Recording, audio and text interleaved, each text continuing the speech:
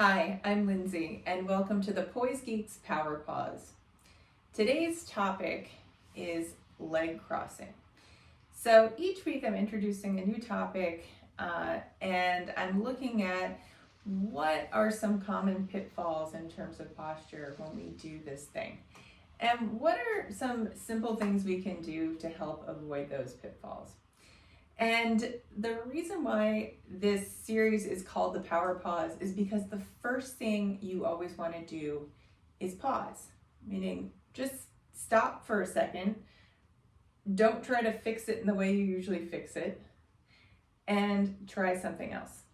So today, the something else for leg crossing that we want to try actually has to do with how we start that movement.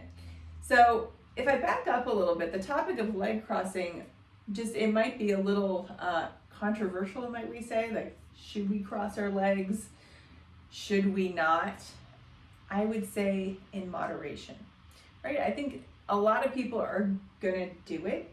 If you do it all day, that might not be so great, but if from time to time you're crossing your legs, I don't think it's that bad. And if you're just doing it for a short while and thinking about how you're doing it, it's probably not going to be much of a problem at all. So again, moderation, don't cross your legs all day. And if you do, let's look at how we're going about it. So what I'm going to start with is before we've even crossed our legs. So I'm just sitting here and I'm thinking about putting one leg over the other. Now, often there's a whole other set of movements that people bring along with this movement. So if I just cross my leg, I'm just moving one leg over the other leg, not really changing much in terms of my upper body, in terms of my pelvis, not that much changing. So something that can happen is somebody crosses their legs and they lean way over to one side. Right, so now it's like I feel one side of my butt on the stool, the other side is coming up. Might not be that extreme, but that could happen.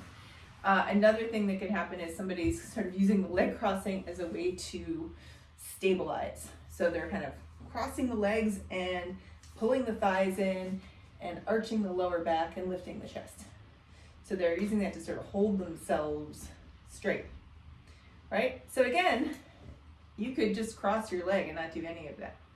Another thing that can happen is the opposite, which could happen with any kind of sitting, is crossing the legs and just sort of slumping back, tucking the pelvis.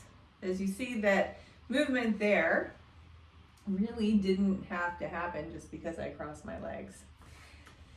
So let's look at this again, and let's say I'm thinking about, I'm going to cross my legs. And so I'm going to pause and go, okay, well, how am I going to do that?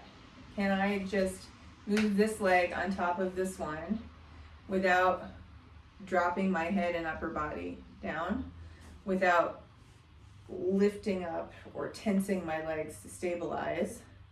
And can I do it without leaning way over to one side? You might go to one side a little bit.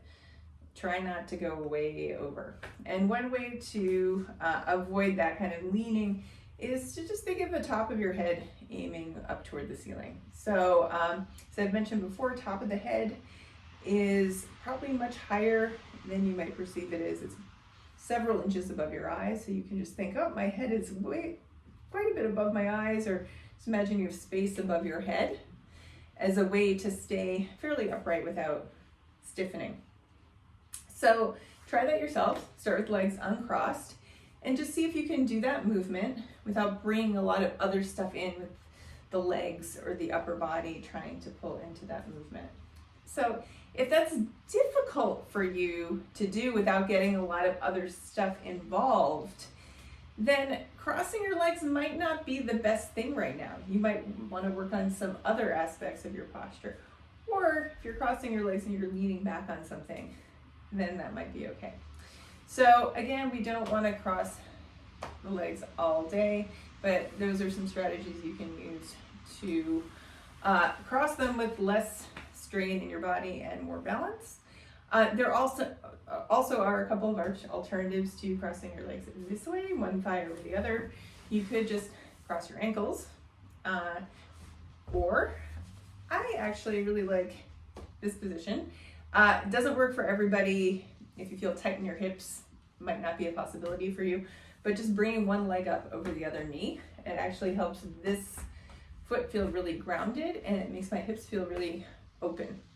So again, I wouldn't stay here all day. It might start to put a little strain on this knee in this position, but I do like sitting like this for a little while. So play around with these. Feel free to leave comments or ask questions in the comments if you have them. And if you have any requests for these videos, please leave your requests for topics in the comments. And follow the channel if you would like to receive updates when I post these weekly videos. So I will see you next week with a new topic, which I'm hoping will be an outdoor activity. We are currently in the middle of an ice storm, so hopefully better weather will come next week, and I will see you outside. Okay, take care and thanks. Bye.